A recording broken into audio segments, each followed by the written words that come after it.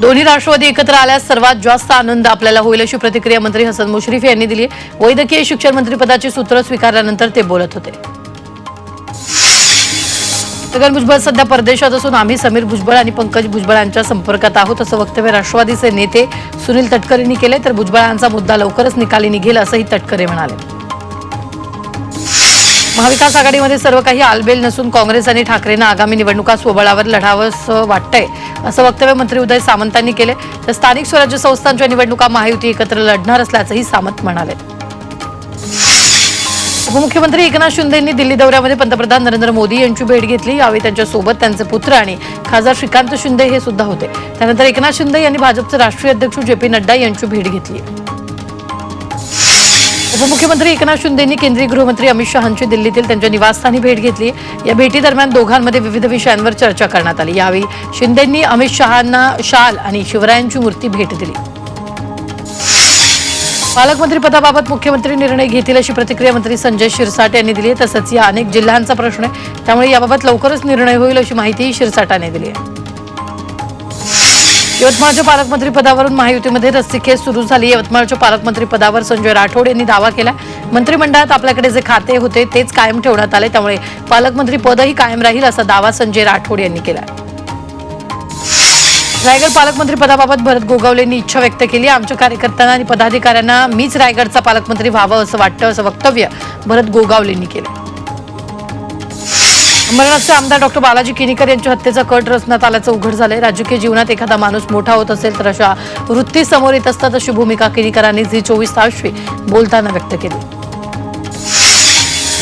बीडच्या सरपंचाचे 3 मारेकरी अजूनही मोकाट आहेत। हत्येच्या 18 दिवसानंतरही आरोपींना अटक झालेली नाही, तर संतोष देशमुखांचे मारेकरी मोकाट कसे फिरतायत असा सवाल आता उपस्थित होतोय। धनंजय मुंडेंनी बीड सरपंच हत्या प्रकरणी होणाऱ्या सर्व आरोपांना उत्तर दिले। वाल्मिक कराडांची सुरेश धस यांच्यासोबत जवळीक होती असंही धनंजय मुंडे म्हणाले। सरपंच हत्येप्रकरणी आरोपी कुणीही असो त्याला फाशी झालीच पाहिजे अशी मागणी त्यांनी केली आहे। मला पालकमंत्रीपद मिळू नये यासाठी काही लोकांनी माझ्यावर खोटे आरोप केले असं वक्तव्य मंत्री धनंजय मुंडेंनी केलं। सरपंच संतोष देशमुखांच्या हत्या प्रकरणाचा योग्य तपास व्हावा, मात्र मंत्र्यांवर बेछूट आरोप करणं चुकीचं आहे असं वक्तव्य भाजप खासदार अशोक चव्हाणांनी केले। या प्रकरणी कारवाई सुरू असून चौकशीत सत्य बाहेर येईल असंही चव्हाण म्हणाले। बीड आणि परभणी प्रकरण मुख्यमंत्री फडणवीसांनी गांभीर्यानं घेतलं। या प्रकरणी योग्य ती कारवाई केली जाईल असं आश्वासन मंत्री चंद्रशेखर बावनकुळे यांनी दिले। बीड हत्याकांडाला मंत्री धनंजय मुंडे जबाबदार आहेत। धनंजय मुंडेंचा राजीनामा घ्यावा अशी मागणी संजय राऊतांनी केली।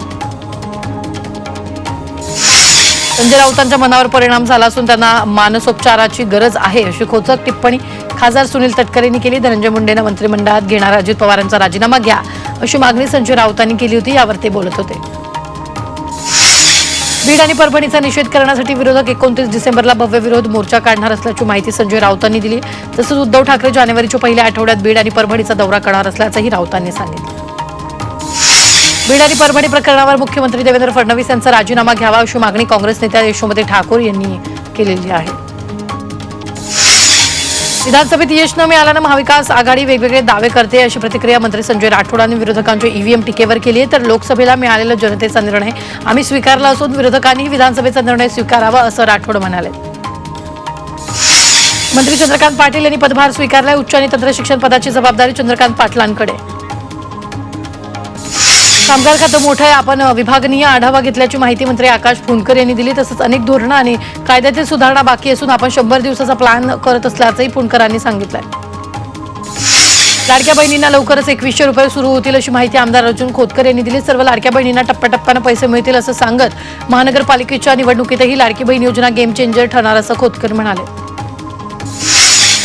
चंद्रपूरमधील देवाडा गावमध्ये एका विहिरीत बिबट्या पडल्याचं आढळून आलं। दरम्यान वन विभागाच्या मदतीनं बिबट्याला विहिरीतून बाहेर काढण्यात आलं।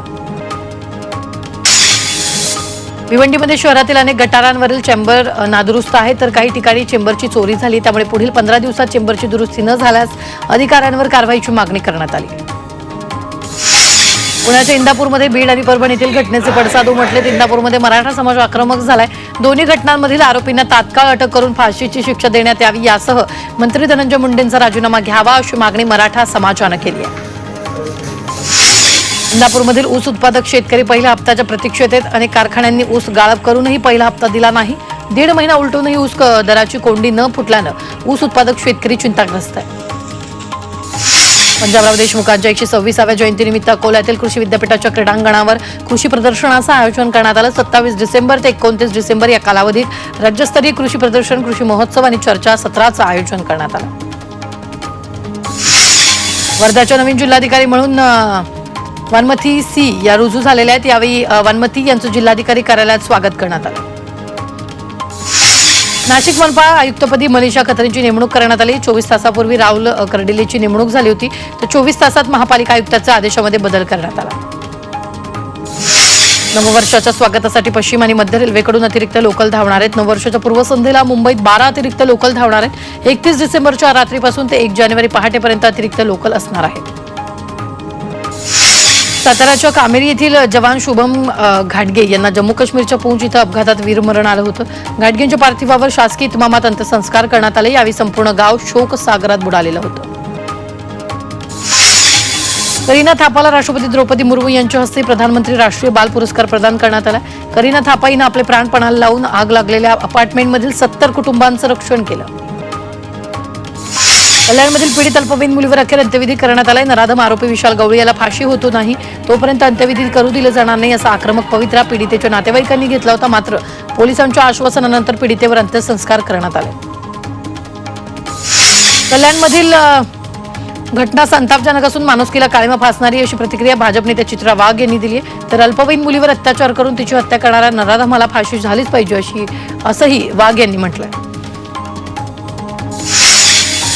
कल्याणसारख्या प्रकरणांना रोखलं पाहिजे अशी प्रतिक्रिया मंत्री गिरीश महाजन यांनी व्यक्त केली आहे. तसंच लोकांची मानसिकता बदलून पुढची पिढी संस्कृत होण्यासाठी प्रयत्न करण्याची गरज असल्याचं ते बोलताना म्हणाले.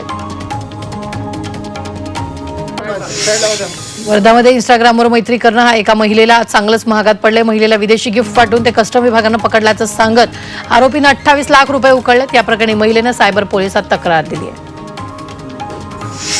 पंढरपूर तालुक्यातील रांजणी गावात राज्य उत्पादन शुल्क विभागानं मद्य साठ्यांवर कारवाई केली. पोलिसांनी 96 बॉक्समधील 3,27,000 रुपयांची दारू जप्त केली.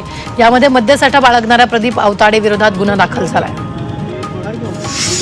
पुण्यात 54 वर्षीय परप्रांतीय नराधमानं 2 चिमुकल्यांवर लैंगिक अत्याचार करून मुलीची निर्घृणपणे हत्या केली होती. या प्रकरणी राजगुरुनगर पोलिसांनी आरोपीला अटक केली आहे.